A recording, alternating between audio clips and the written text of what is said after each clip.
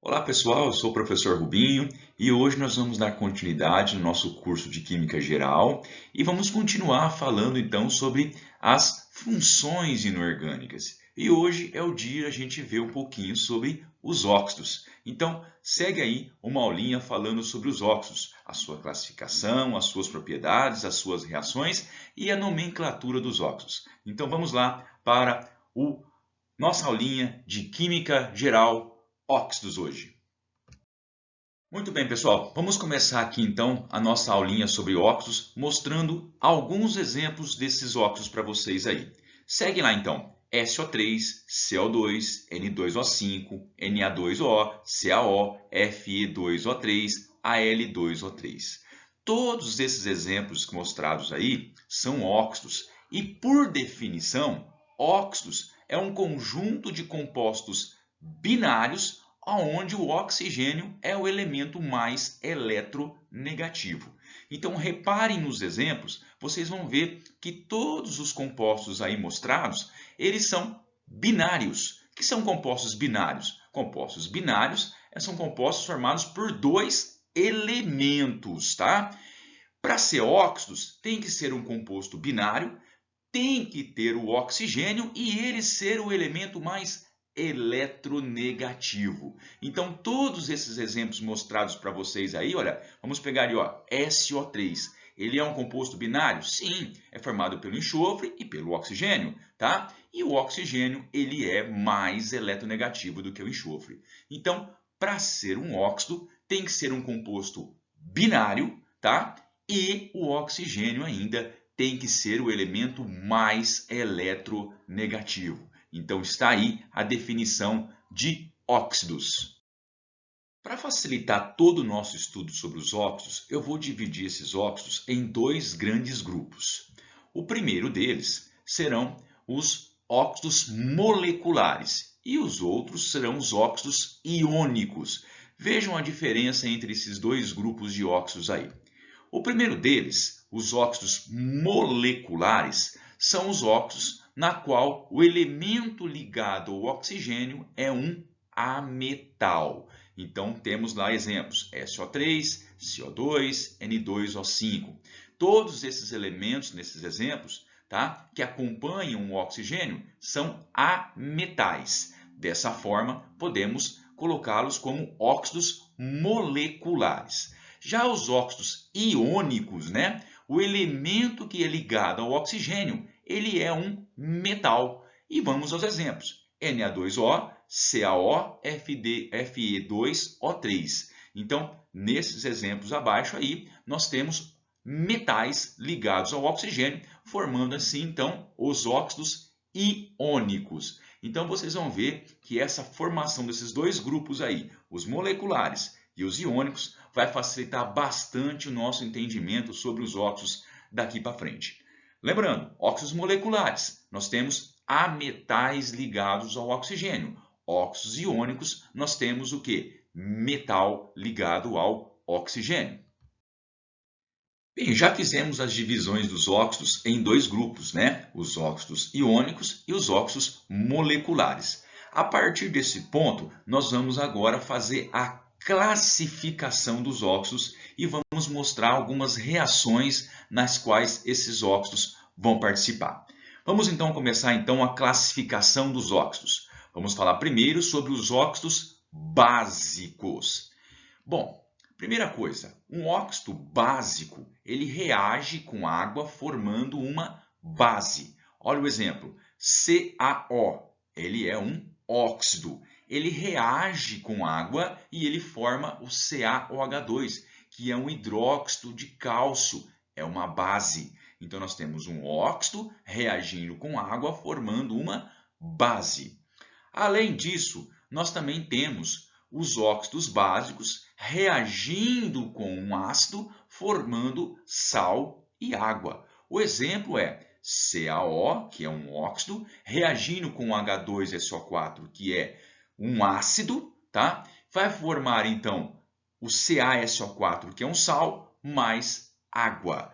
Então reparem, os óxidos básicos, eles possuem duas reações características. Ou eles podem reagir com água e formar uma base, ou ainda esse óxido básico pode reagir com ácido, formando sal e água. Muito bem, os óxidos básicos são formados por metais de baixo NOx, principalmente da família 1A e 2A.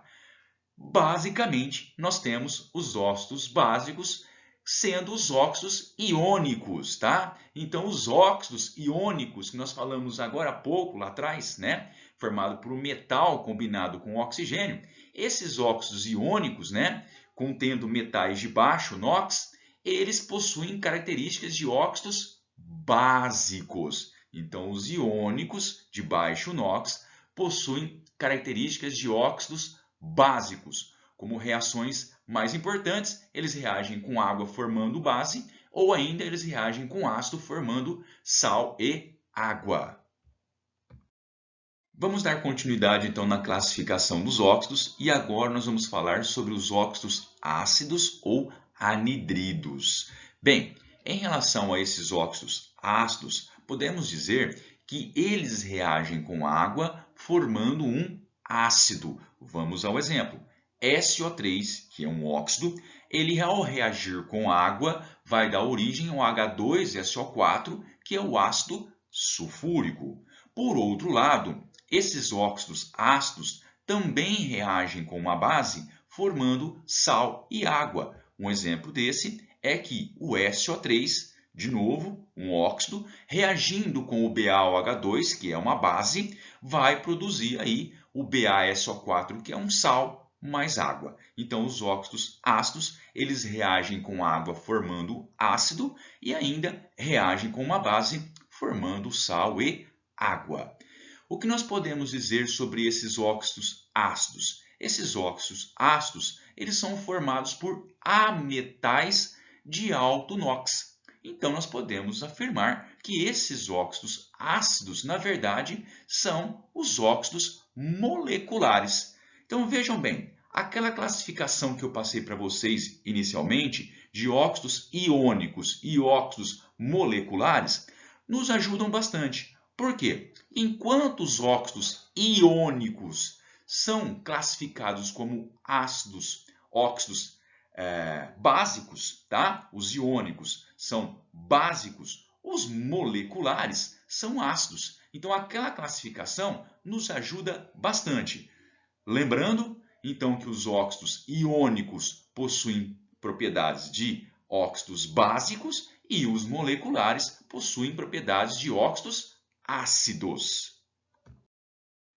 Ainda dentro da classificação dos óxidos, nós temos aqui um terceiro grupo de óxidos que nós chamamos de óxidos neutros ou indiferentes. São óxidos moleculares que não reagem com água, nem com base e nem com ácido. Os mais importantes são eles: o CO, tá? NO e N2O. Então repare que todos eles são óxidos moleculares, mas esses três aí mostrados, tá? Eles, embora sejam óxidos moleculares, eles são classificados como óxidos neutros ou indiferentes. Qual a razão disso? A razão disso é que eles não reagem com água, nem com base e nem com ácido. Então não se confundam, tá? Quando se fala de óxidos moleculares, nós temos três aí deles, tá? CO, NO e N2O, que embora sejam moleculares, mas são classificados como sendo óxidos neutros ou indiferentes, justamente pelo fato de não reagir nem com água, nem com ácido e nem com base. Temos também um quarto grupo de óxidos, tá? Que são chamados de óxidos anfóteros. Esses, por sua vez, os óxidos anfóteros, eles se comportam tanto como óxidos ácidos como óxidos básicos, tá? Então, eles têm os dois tipos de comportamento. Os anfóteros, eles vão se comportar tanto como óxidos ácidos como óxidos básicos. Tem uma listinha aqui que mostra quem são eles. O Al2O3, tá? O ZNO e o AS2O3, tá? Então, esses três aí, essa turminha aí, são classificados como sendo óxidos anfóteros, porque eles se comportam tanto como óxidos ácidos quanto óxidos básicos. E aí eles se comportam de acordo com as suas reações, né? Eles reagem com água formando ácido, e reagem com água formando base. Então, o comportamento aí tanto de óxido ácido como de óxido básico. O quinto grupo são chamados de óxidos duplos ou mistos, tá? É aqueles que se comportam como se fossem formados por dois outros óxidos de um mesmo metal. Então, reparem aí que um exemplo de um óxido duplo, nós temos o Fe3O4. Esse Fe3O4, ele na verdade poderia ser decomposto em FeO e Fe2O3. Então, esse Fe3O4 aí, ele parece ser uma combinação de dois outros óxidos contendo o mesmo elemento ferro. Então, aí está então a classificação dos nossos óxidos, os 5 grupinhos de óxidos aí que nós classificamos para vocês.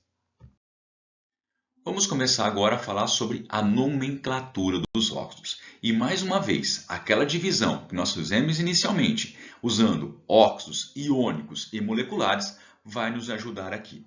Vamos começar então falando sobre a nomenclatura dos óxidos moleculares.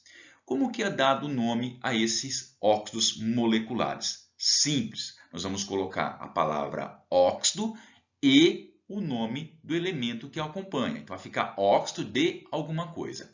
Mas além disso, nós também devemos colocar os prefixos mono, di, tri, tetra e daí por diante para indicar a quantidade de átomos de cada elemento na fórmula. Então vamos aos exemplos.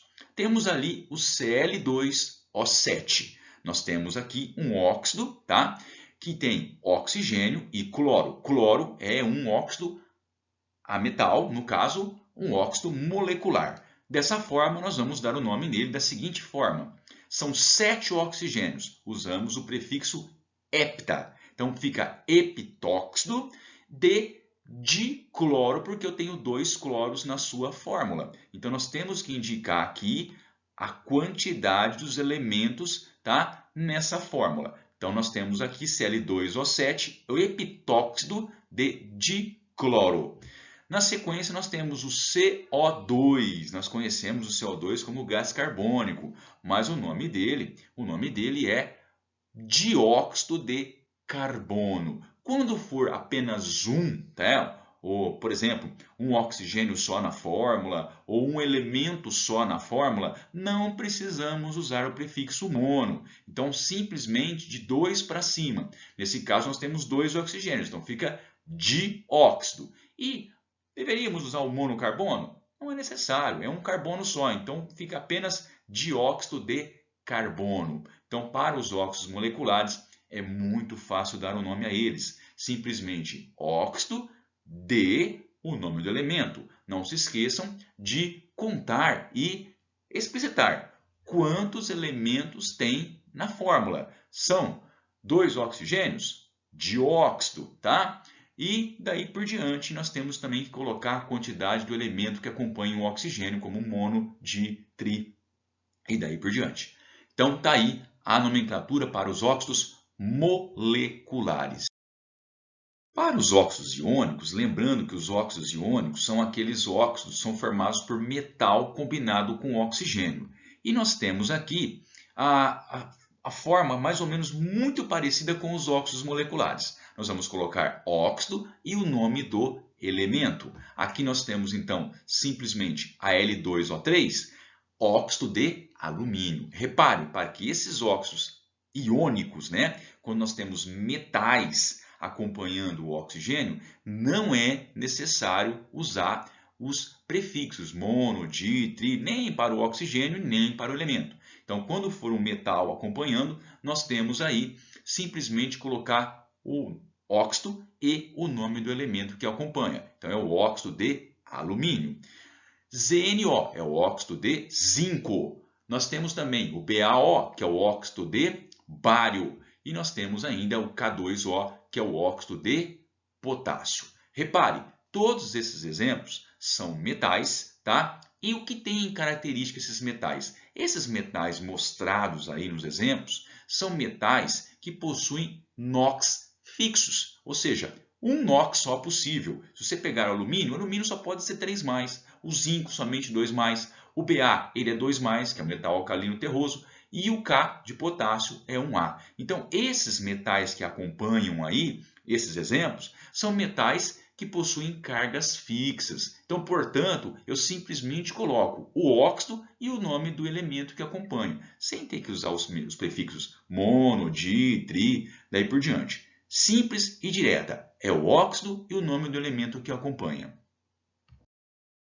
Claro que é importante lembrar também que quando nós temos óxidos formados por metais que possuem cargas variáveis ou NOx variáveis ou valências diferentes, nós temos que especificar em algarismos romanos a carga desse metal que acompanha o óxido. Ou ainda nós podemos usar aí as terminações oso para o menor carga e ico para a maior carga.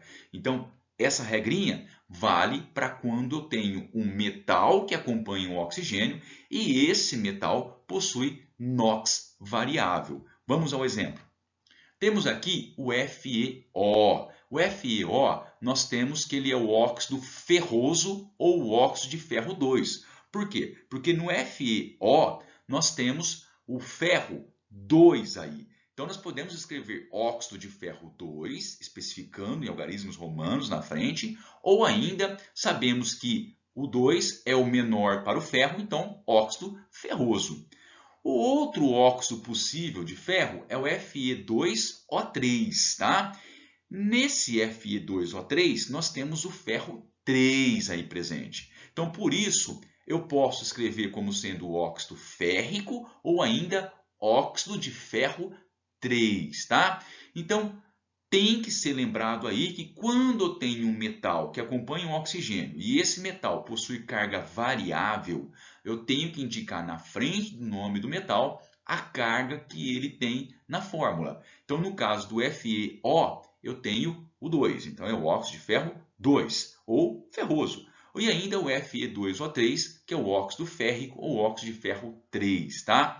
Então, prestem bem atenção aí na nossa aulinha de óxidos, tá? É muito fácil, os óxidos tranquilos. A partir daquela divisão inicial que nós fizemos em iônicos e moleculares, nós conseguimos aí facilitar todo o entendimento sobre as suas propriedades, sobre as suas reações e sobre a sua nomenclatura. Então, até a próxima aula, onde nós vamos começar um novo tópico na nossa Química Geral. Abraços a todos!